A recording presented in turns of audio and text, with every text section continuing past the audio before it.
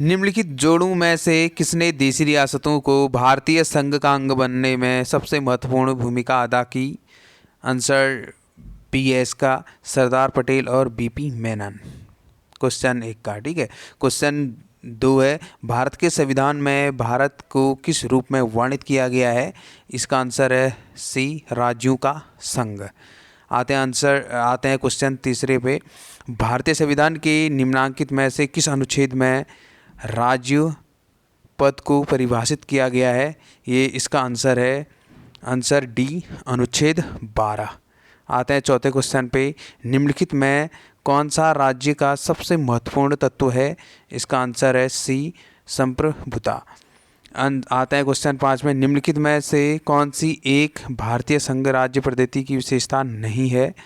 इसका आंसर है answer D यह संबंध होने वाली इकाइयों के बीच एक सहमति का परिणाम है, ठीक है। आंसर क्वेश्चन 6 है, संविधान के अनुच्छेद 1 में भारत को क्या कहा गया है?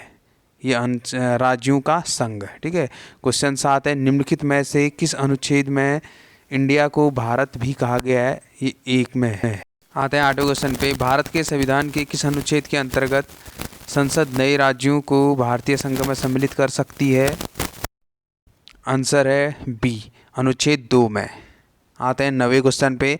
भारत के संविधान का कौन सा अनुच्छेद भारतीय संसद को भारत में एक नए राज्य के गठन के लिए दिया गया है? आंसर बी है अनुच्छेद 3।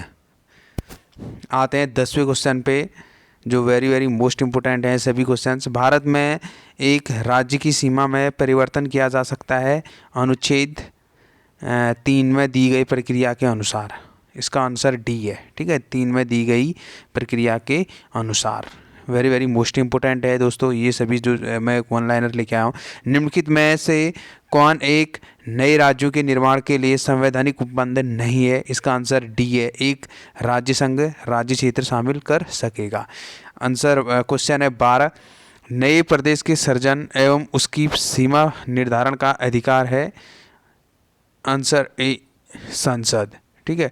आते हैं 13वें क्वेश्चन पे। भारतीय संघ के राज्यों का पुनर्गठन किया जा सकता है? ये आंसर ए है इसका संसद द्वारा विधान की सामान्य प्रक्रिया में साधारण बहुमत द्वारा, ठीक है।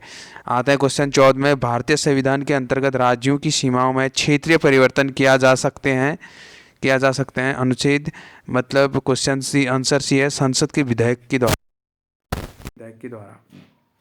विधेयक। आता है क्वेश्चन 15 पे। एक विद्यमान राज्य की सीमा को परिवर्तित कर एक नवीन राज्य को बनाने की दृष्टि से 3 उपकरणों की आवश्यकता होती है, वे हैं इसमें आंसर है डी राष्ट्रपति, संसद तथा संबंधित राज्य का विधानमंडल। दोस्तों आते हैं 16वें क्वेश्चन पे।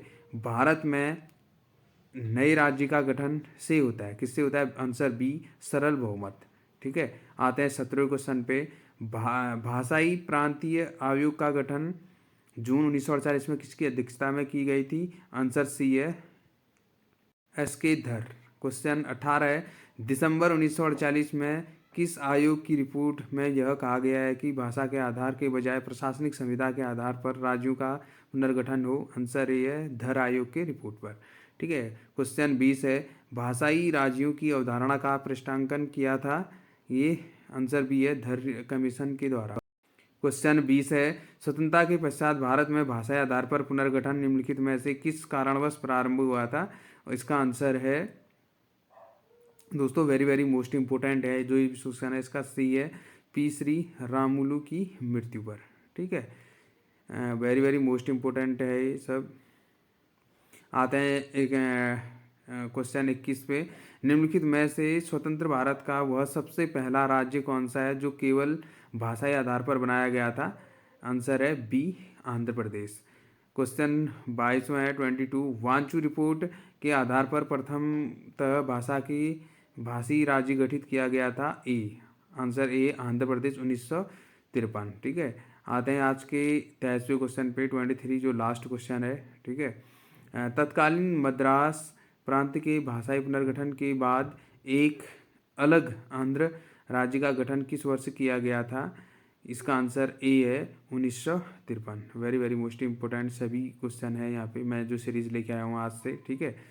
मैंने जो ये वन लाइनर सीरीज है, इसमें ऑब्जेक्टिव सीरीज है दोस्तों, ये वेरी वेरी मोस्ट इम्पोर्टेंट है। सिर्फ इसमें ऑब्जेक्टिव ही बताऊंगा मैं, ठीक है। तो आप इसमें कांटेक्ट भी कर सकते हैं मेरे व्हाट्सएप नंबर से, ग्रुप से, इसकी पीडीएफ को पाने के लिए। और हमारे चैनल पे जुड़े रहने के लिए आप लोगों का बहुत बहुत धन्यवाद। और नए व्यूअर हैं तो प्लीज़ सब्सक्राइब करें हमारे चैनल को। धन्यवाद।